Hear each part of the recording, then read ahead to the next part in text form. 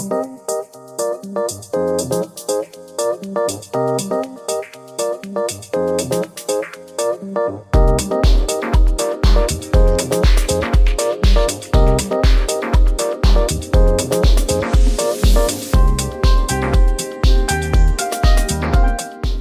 guys, I see here. Welcome back to ApparelWin channel.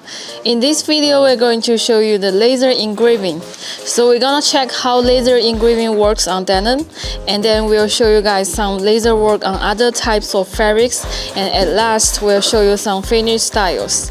Alright, let's go. So here is the engraving area. We have 12 machines here. So first they need to lay out the fabric flatly. Next, it will be the computer work, setting the size, frequency, and direction of the sky lines. It can be full over print or a single logo, pattern print on the fabrics. And then press the start button. A laser ray will burn the surface of the denim fabric.